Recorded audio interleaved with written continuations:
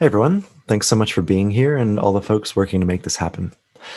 For those of us not seeing me today, I'm a light skinned man with blonde hair and glasses. I'm wearing black against a black background, so I probably look like a bit of a floating head. I'm going to play you an audio clip from the podcast Tracks to Relax, in which a narrator guides you through a meditation to put you to sleep. Have you ever dreamt of winning the lottery? Can you imagine what an amazing experience it would be to win millions of dollars?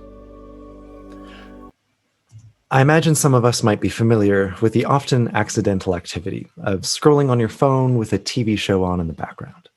In this moment, to what degree are you consuming the content of the TV show, and how much of it is just audiovisual wallpaper? When media is backgrounded, at what point does content disappear in the service of affect? In discussing the affective dimension of media content, I would preface that I'm conscious of the somewhat magical quality of the term affect within the humanities. As Lawrence Grossberg puts it, allowing scholars to reference the non-representational without doing the, quote, harder work of specifying modalities and apparatuses of affect. As a designer, I'm well acquainted with some of the tangibly specific methods in which prescriptive affect is injected into media, from the feeling you get from a particular brand, or why a particular song seems to help me run. I'm looking at the media working in the background and how it shapes the thing we're theoretically paying attention to. I'm not dismissing that media contains information, but I'm investigating how popular media today is designed, at its essence, to mediate daily affect. I'm principally inspired by Mac Haygood's recently coined term Orphic media, denoting media that doesn't principally transmit information, but rather control how we affectively remediate our environment.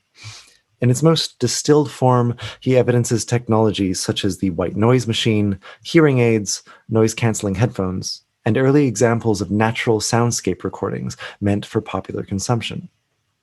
In Greek mythology, when Orpheus is confronted with the nefarious siren song, he doesn't plug his ears, but drowns out their song by playing his lyre along with them. Orphic media is always alongside something else, masking unwanted stimulus with noise on the one hand, like noise-canceling headphones, and on the other hand, amplifying the stimulus we do want, like the music soundtrack of a film, highlighting the inner world of the protagonist on screen. Orphic media has vast implications on the neoliberal usages of media. Paul Roquette, to whom Haygood is indebted, moves beyond music, demonstrating how video art, film, and literature in Japan from the 1970s onwards is operationalized as ambient media in the service of self-care, from DVDs of jellyfish floating around, low-affect popular literature, and various genres of music being reframed as ambient. Roquette looks at the rise of this media praxis within the context of the demands of neoliberalism and Foucault's biopower. Within the ideology of neoliberalism, where subjects must somehow maintain the illusion of a completely autonomous self, the individual is obligated to conform to or interface with the social atmosphere around them through media technologies of affective self-regulation. So, lo-fi hip-hop beats to relax/study to, and background reruns of The Office, for example, act as a new form of governmentality. Foucault's term for the way behaviors, important for the continued functioning of the state, become reimagined as practices of self-care, so much so that people often believe they are acting out of their own self-interest, rather than in accordance with external social demands. For what it's worth, I love both lo-fi hip-hop beats and The Office.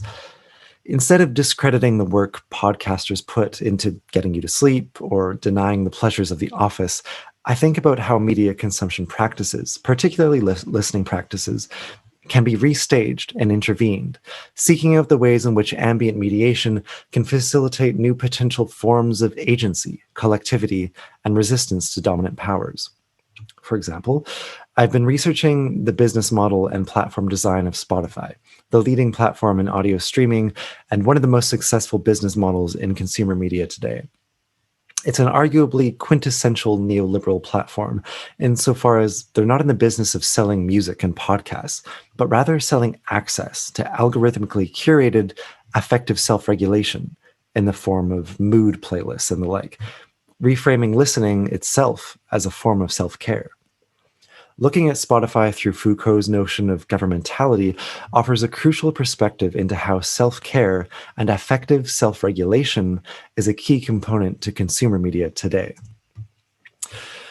These works by Roquette and Haygood were written before the rise of Twitch, TikTok live streams, and Spotify's incorporation of podcasts into the platform.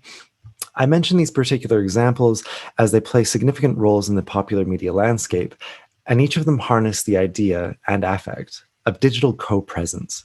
The audio, video, or text is inextricably attached to the idea of another person on the other end of the line.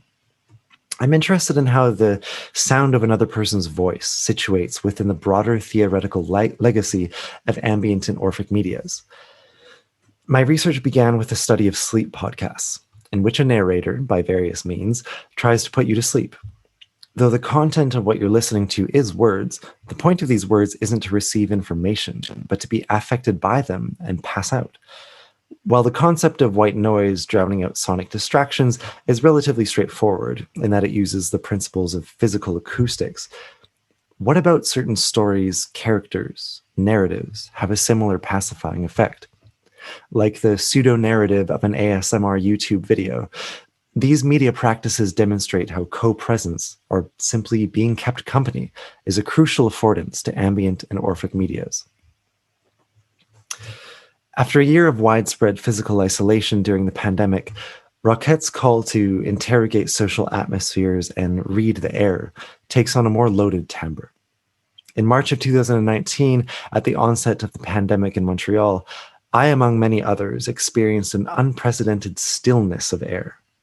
I found myself and others around me longing for some predictable things, friends, family, getting off of Zoom early, but some unexpected, like the shared workspace and the bus ride. Shared physical spaces of independent activity, but communal goals. To conclude, by returning to the title of this presentation, parallel play is a type of activity generally associated with infants, in which children play adjacent to each other, but separately. Though independently focused on their own activities, children will have a sense of what the other is doing and modify their play accordingly. It's an important stage of early socialization, but continues in more variable ways throughout a person's life, in school, games, and the workplace. The absence of parallel play during the pandemic is not a unique experience. So how might popular media technologies be harnessing this lack? How can parallel play, digital co-presence, and a sense of human company be produced, commodified, and disseminated as background noise, or a means of affective self-regulation? At the intersection between Orphic media and socializing online, I'm asking, at what point does intimacy become ambient? Thank you.